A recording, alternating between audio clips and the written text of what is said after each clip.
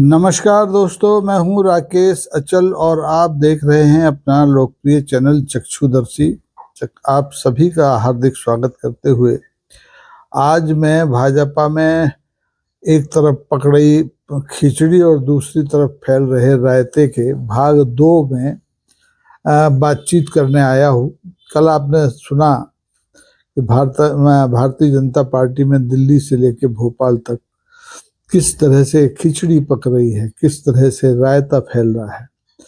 तो कल के आगे की कहानी कि भाजपा में सब कुछ ठीक ठाक नहीं है या फिर नेताओं के चेहरे पर जो मुस्कान बिखरी है उसके पीछे भी चल रही है कोई राजनीतिक जंग।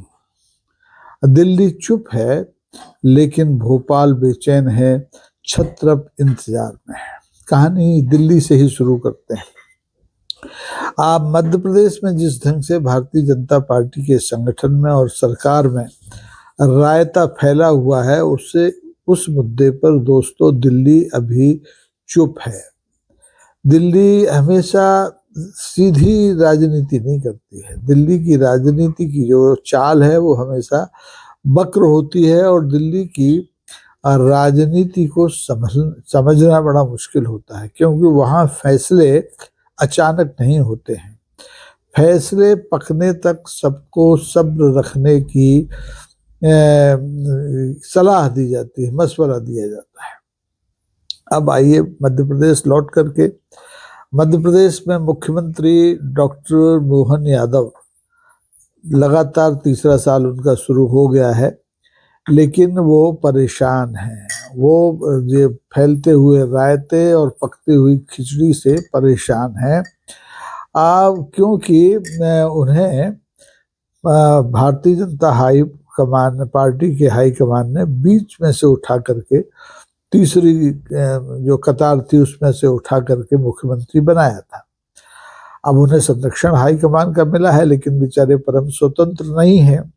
न किसी को अपनी मर्जी से मंत्रिमंडल में शामिल कर सकते हैं और न किसी को मंत्रिमंडल से बाहर कर सकते हैं, भले ही कोई भी मंत्री कितना भी बेलगाम हो जाए, चाहे वो कैलाश विजयवर्गीय हों, चाहे वो विजय शाह हों जो सोफिया कुरैशी को, कर्नल सोफिया कुरैशी को आतंकवादियों की बहन बता देते हैं, चाहे कोई अटल पटेल हो, किसी को भी मुख्यमंत्री अपने मंत्रिमंडल से बाहर नहीं कर सकते जब तक कि हाई कमान से हरी झंडी ना मिल जाए। और हरी झंडी कब मिलेगी, क्या मिलेगी, इसको लेकर के मुख्यमंत्री परेशान है। उनका अभी सीधा सीधा काम है कि आप जितने भी छत्रप प्रदेश में हैं उनके बीच में संतुलन बनाए रखिए, जैसे भी हो वैसे बनाए रखिए, क्योंकि अभी मंत्रिमंडल में फेरबदल करना संभव नहीं है। मंत्रिमंडल में फेरबदल से पहले तमाम तरह के गणित देखने पड़ते हैं हाई कमान को।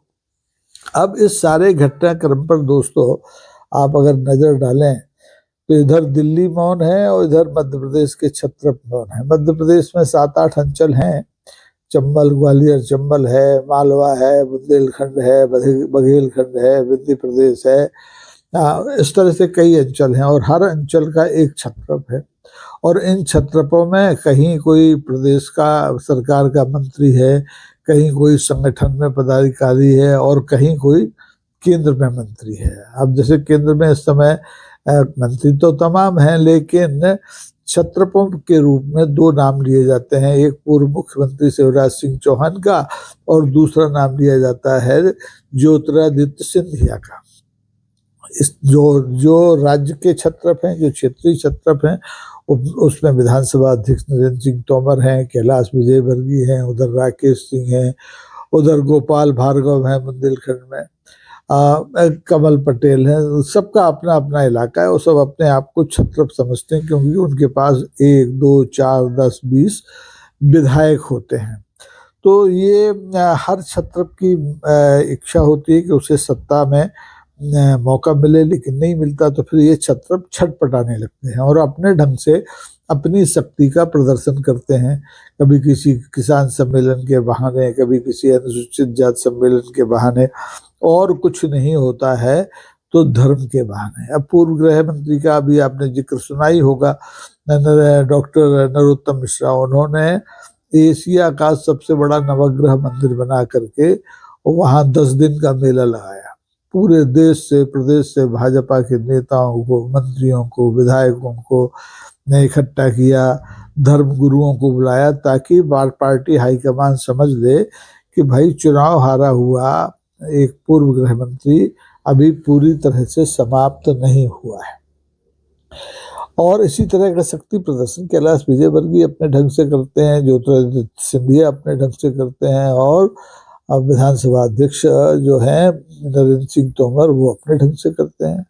तो सबके अपने अपने तरीके हैं, और इन तरीकों से ये संकेत मिलता है, क्षत्रपों के तरीकों से ये संकेत मिलता है कि सियासत में जो दिखाई देता है वो पूरी कहानी नहीं है, पर्दे के पीछे कुछ और है। अब इसमें संगठन बनाम सरकार भी एक स्थिति होती है कि संगठन और सरकार के बीच में तालमेल कैसा है। आज भारतीय जनता पार्टी के जब प्रदेश अध्यक्ष मध्य प्रदेश में बीडी शर्मा थे, तो उन्होंने तब के मुख्यमंत्री शिवराज सिंह से अच्छा तालमेल बिठा लिया था। लेकिन हेमंत खंडेलवाल जब से प्रदेश के अध्यक्ष बने हैं, अभी तक सत्ता और संगठन के बीच एक पुल नहीं बना पाए हैं।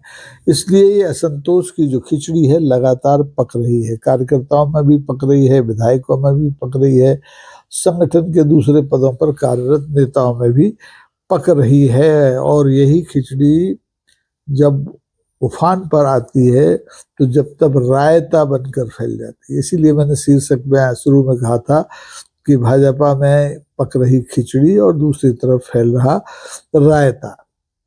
अब निर्णायक सवाल क्या है दोस्तों? निर्णायक सवाल ये है कि क्या प्रदेश के क्षत्रप 2028 में होने वाले विधानसभा चुनावों के हिसाब से शक्ति प्रदर्शन कर रहे हैं, अपनी तैयारियां कर रहे हैं, या उनकी ये सिर्फ अनुगूंज है, गूंज बाद में सुनाई देगी, ऐन मौके पर सुनाई देगी। तो क्या ये जितने क्षेत्रीय क्षत्रप हैं, ये पार्टी हाईकमान के फैसले का इंतजार कर रहे हैं?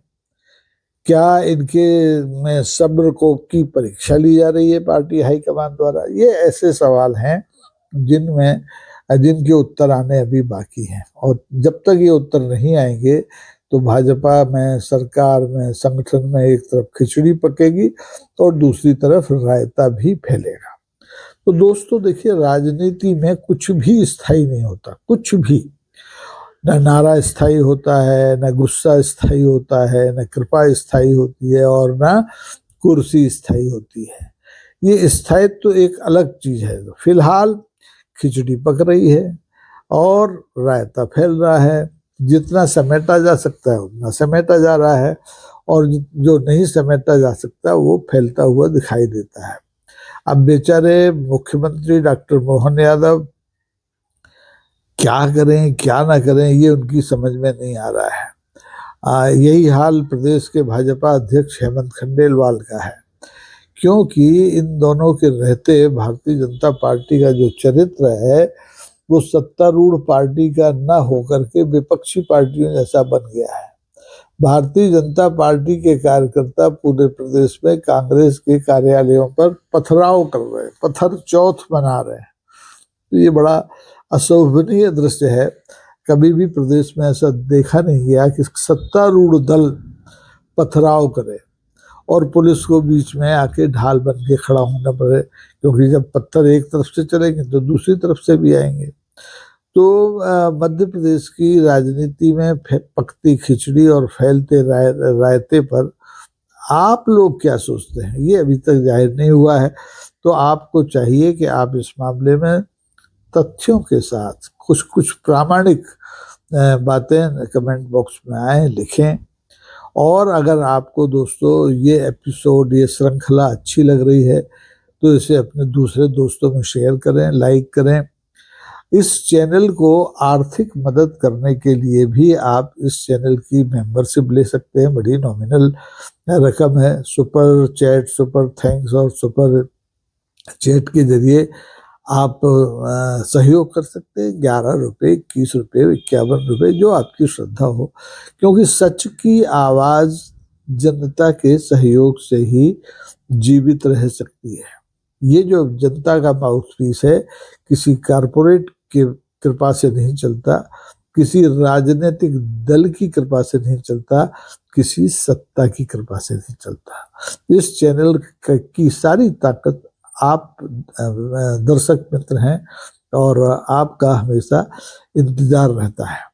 दोस्तों, अगर आप मेरे लिखे दूसरे आलेख भी पढ़ना चाहें तो इस चैनल में जाएं और चैनल में सर्च करें तो पोस्ट पर मेरे हर दिन के आलेख आपको ताजे मिल जाएंगे। और जो मित्र व्हाट्सएप पर ये आलेख चाहते हैं वो प्रतिदिन 1 रुपये की सहयोग राशि देकर के ये आलेख सीधे व्हाट्सएप पर भी हासिल कर सकते हैं। तो आज के लिए बस इतना ही। इस विषय में खिचड़ी और रायते की तीसरी किस्त का इंतजार कीजिए। उसमें आपके लिए कुछ नई बातें होंगी, कुछ रोचक बातें होंगी जो प्रदेश की राजनीति के नए चेहरे को उजागर करेंगी। तो बहुत बहुत धन्यवाद मित्रों आपका पहुंचने के लिए और हमारे साथ बने रहने के लिए। देखते रहिए चक्षुदर्शी। धन्यवाद।